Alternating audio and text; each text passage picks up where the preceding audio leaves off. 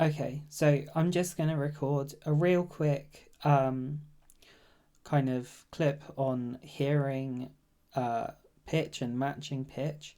So what I've got open on my computer is a tone generator. So if I play that tone generator, it should play in the sound.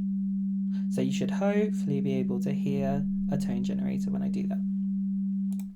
Now, what I'm going to do is I'm going to play a different tone generator, one Mo. And these two should sound very similar.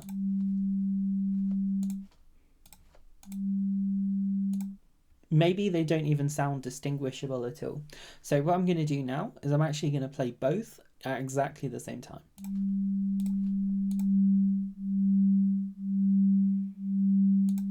So you might be thinking, how exactly does this help me hear pitch? Now, that's relatively simple, but also relatively confusing. Basically, sound comes in waves. So if these waves line up exactly perfectly at the same pitch, which I'm going to do on both now, you can hear that they can either kind of add to each other, maybe they kind of line up and they don't make much difference at all. Okay, I can't seem to get it to land on a point where it's going to get rid of it. Okay, I can't seem to land on a point, where it kind of makes the other one fade out. But if they're exactly opposed to each other, then it'll actually get quieter. But what this means is that once per second, if they're one frequency apart, we'll hear a bit where they kind of get out of line with each other, and we can hear that it goes quiet. So one difference, like one pitch difference. You can hear it's kind of going from like lining up with each other to add versus sort of like taking away from each other. So you can hear it's going loud and adding and taking away and going quiet. So we hear that in a kind of pulse. Now, what happens to this sound if we make the gap even bigger? So you can hear that these are getting like further and further away from each other, and this means that the frequency with which they're kind of out of sync with each other enough to kind of make the sound disappear is increasing. At some point, it starts going from kind of like a distinguishable sound to a point where you can't really hear that there's even kind of that going out of like phase at all happening, right? So you can hear that the way that it sounds, how far versus close to a pitch you are, it sounds quite different depending on whereabouts you are in comparison to that pitch.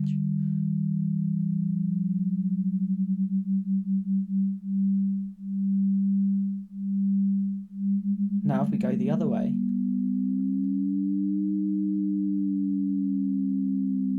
and back down,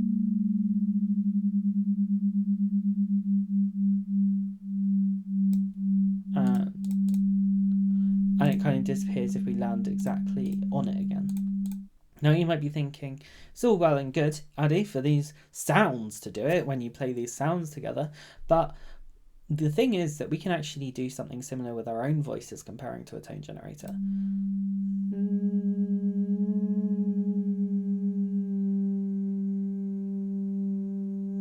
You could hear for a moment there I was pretty much dead on. So if I start somewhere else, you can kind of hear that it sounds off, like it sounds that I'm further away from the pitch. Then if I come closer,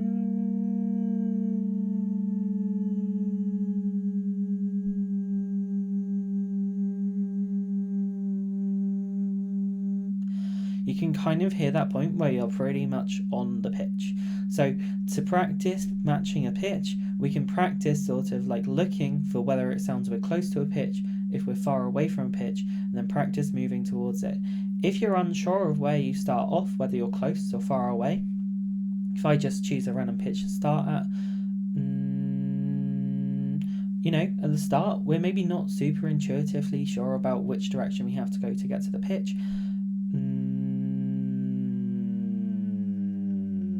I can kind of see that there's not really a point where it kind of went to how we want it to go. So I tried in one direction, and then I can try going in the other direction. Now it's possible that when you're sliding the first time, you might miss it. So if you don't find it the first time, you can do the same thing again but slower. So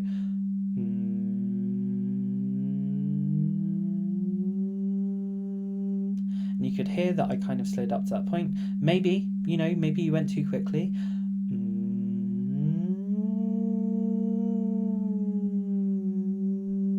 you kind of overshot it. Then you can just slide back the way you came and re-find it. So that is an option. So pitch matching, give it a go. The other option we have, when we're getting more kind of familiar with it, is that we could try replacing the kind of tone generator with something like a cello drone or a violin drone. Now this is about the same pitch as that last one was, but you can hear that it's less apparent that that kind of thing is there, right? You can still get a rough feeling for like whether I'm on the pitch versus a little bit off, but it's a little bit less clear to hear. Now the way you could use this is to practice moving your pitch around in comparison to it.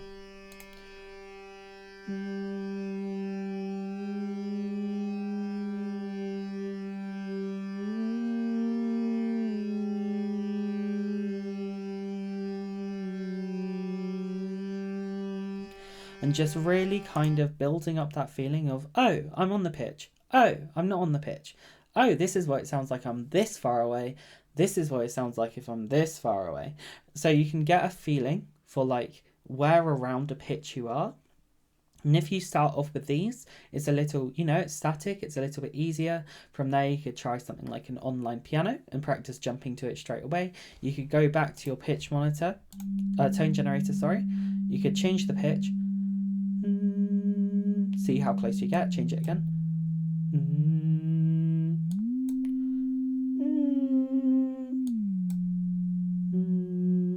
And practice kind of just jumping to it over and over. And then if you feel like you can do that really consistently, then go ahead and like find some random voices to do it with, or sing along to some songs, or like try in some more dynamic ways.